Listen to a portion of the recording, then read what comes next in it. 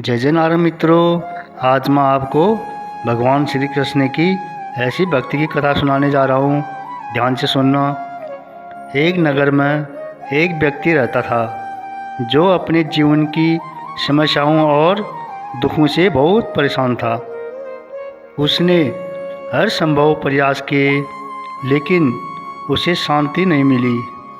एक दिन उसके एक मित्र ने सलाह दी, मित्र तुम भगवान श्री कृष्ण की शरण में जाओ, उनकी भक्ति में बड़ी शक्ति है, वे तुम्हारे सारे कष्ट हर लेंगे। मित्र की बात मानकर वह व्यक्ति बाजार से भगवान श्री कृष्ण की एक सुंदर मूर्ति ले आया और उसे अपने घर के मंदिर में स्थापित कर दिया। वह रोज़ सुबह शाम धूप दीप जलाया और प्रार्थना करता था। देखते देखते कई साल बीत गए लेकिन उसके जीवन की परिस्थितियाँ नहीं बदली। वह और ज़्यादा निराश हो गया। तभी उसे एक दूसरा मित्र मिला। उसने कहा, हरे कृष्ण तो कोमल स्वभाव के हैं, तुम माँ काली की पूजा करो, वे दुष्टों का संहार करती है और तुरंत फल देती है। निराश व्यक्ति ने सोचा कि शायद यही सही है। अगले दिन यह माँ काली की एक भव्य मूर्ति ले आया। उसने श्री कृष्ण की मूर्ति को मंदिर से हटाकर ऊपर बनी एक टांड छज्जे पर रख दिया और मंदिर में माँ काली की प्रतिष्ठा कर दिया। अब वह माँ काली की श्रद्धापूर्वक पूजा करने लगा। एक दिन जब उसने काली माँ के सामने कीमती और सुगंधित अगरबत्ती जलाई तो अचानक उसके मन में एक विचार आया। उसने ऊपर टांडे की ओर देखा जहाँ श्री कृष्ण की मूर्ति धूल खा रही थी। उसने सोचा, अगर इस अगरबत्ती की खुशबू ऊपर गई तो इसे श्री कृष्ण भी सूंघ लेंगे।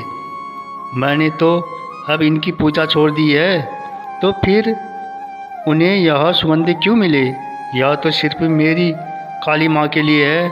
यही सोचकर वह तुरंत एक कपड़ा लाया और एक स्टूल पर चढ़कर श्री कृष्ण की मूर्ति की नाक और मुँह पर पट्टी बांधने लगा ताकि सुगंध उन तक न पहुंच पाए। जैसे ही उसने मूर्ति के चेहरे पर कपड़ा स्पर्श किया, अचानक एक चमत्कार हुआ। साक्षात भगवान श्री कृष्ण ने उसका हाथ पकड़ लिया। वह व्यक्ति हक्का बक्का रह गया। उसकी आंखों में आंसू आ गए पर वह उलझन में भी था। उसने कांपते हुए स्वर में पूछा, हे प्रभु, मैं इतने वर्षों तक भाव से आपकी पूजा करता रहा, भोग लगाता रहा, तब तो आप कभी प्रकट नहीं हुए। आज जब मैं आपकी नाक बंद कर रहा था तब आप अचानक कैसे आ गए? भगवान श्री कृष्ण ने मंद मंद मुस्कुराते हुए बहुत ही धार्मिक उत्तर दिया, हे वत्स, आज तक तू मुझे पत्थर की एक मूर्ति समझकर मेरी पूजा करता था। तू सोचता था कि मैं केवल काठ या मिट्टी का एक ढांचा हूँ जिसे तू भोग लगा रहा था। लेकिन आज जब तूने मेरी नाक पर कपड़ा बांधने की कोशिश की तो तेरे मन में यह दृढ़ विश्वास भाव जाग गया कि इस मूर्ति में भी जान है, यह भी सूंघ सकती है। आज पहली बार तूने मुझे पत्थर नहीं साक्षात जीवित सत्ता माना। जिस क्षण तेरा विश्वास पत्थर से उठकर मुझ ईश्वर पर टिका, उसी क्षण मुझे प्रकट होना पड़ा।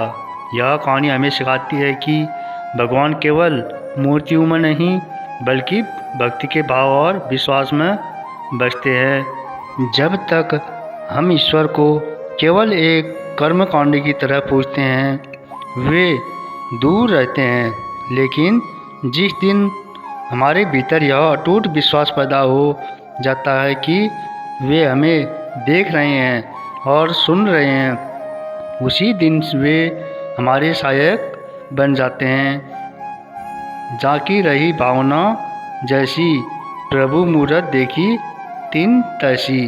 जय जय नारायण। मित्रों, कैसे लगी ये कहानी कथा ज़रूर बताइए, कमेंट में ज़रूर लिखें।